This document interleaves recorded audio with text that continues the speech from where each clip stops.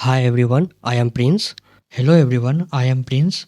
अब हम पढ़ेंगे अध्याय 9 शहरी क्षेत्रों में आजीविका।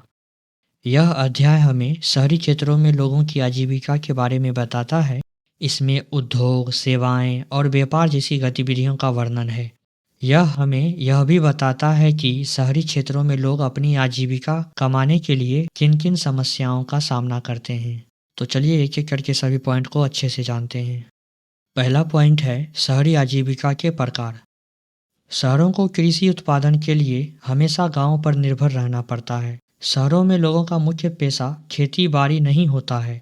मतलब है कि शहर के लोग जो होते हैं वो गांव के लोगों की तरह खेती बाड़ी पर तो निर्भर रहते नहीं हैं। वह रोजी रोजगार के लिए सुरक्षा और लाभ के आधार पर काम करते हैं। यानी शहर के लोग सरकारी या प्राइवेट नौकरी करते हैं या खुद का कोई निजी कंपनी या व्यवसाय से आजीविका चलाते हैं। शहरी रोजगार को सुरक्षा और लाभ के आधार पर 3 भागों में बांटा गया है। पहला है अस्थायी काम, दूसरा है अस्थायी काम और तीसरा है सबसे कम सुरक्षा वाले काम। आइए सभी को जानते हैं। सबसे पहले अस्थायी वाले काम को जानते हैं, जैसे कि सरकारी नौकरी। नौकरी अस्थायी होती है, नियमित वेतन मिलता है, सेवानिवृत्ति और स्वास्थ्य सुविधाएं भी मिलती हैं। सरकारी कर्मचारी की छुट्टी लेने पर वेतन नहीं काटा जाता है, जबकि निजी कंपनी या प्राइवेट कंपनी में ऐसा कुछ देखने को नहीं मिलता है।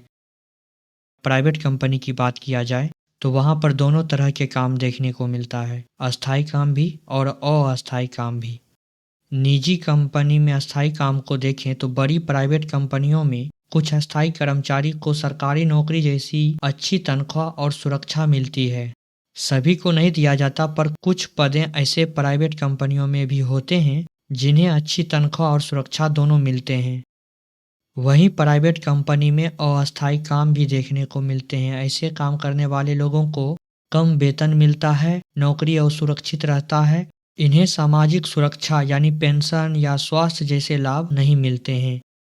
अब शहरों में अस्थायी और अस्थायी काम के अलावा दिहाड़ी मजदूर यानी सबसे कम सुरक्षा वाले काम भी देखने को मिलता है।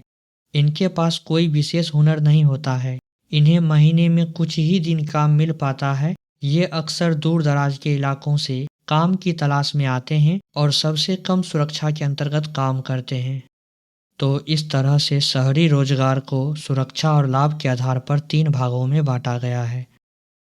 अब शहर में जो है गांव के मुकाबले आबादी बहुत ज़्यादा होता है, तो ऐसे में कुछ लोग सेवाएं प्रदान करके भी आजीविका चलाते हैं। आइए जानते हैं अगला पॉइंट नंबर 2, नगर प्रशासन द्वारा सेवाएं। शहरों में कई लोग सेवाएं प्रदान करके आजीविका चलाते हैं, जैसे tuition, courier, doctor, chartered accountant जैसे कामों को करके।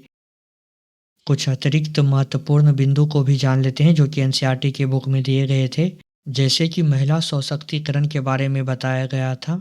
इसका मतलब है अब किसी भी व्यक्ति के जमीन में उनकी बेटियों का भी बराबरी का हिस्सा होगा।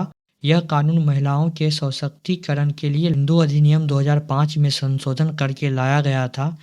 अगर किसी पिता के 2 बेटे हैं और एक बेटी है तो उस पिता के जमीन में उतना ही बराबरी का हिस्सा उसके बेटी का भी होगा जितना कि उनके दोनों बेटों का होगा। यह कानून यही बताता है।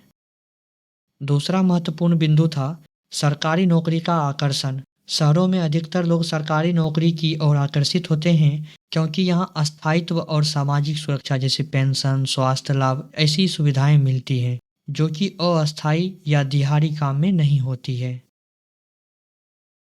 तो इस तरह से हमने पॉलिटी सब्जेक्ट को अच्छे से कंप्लीट किया।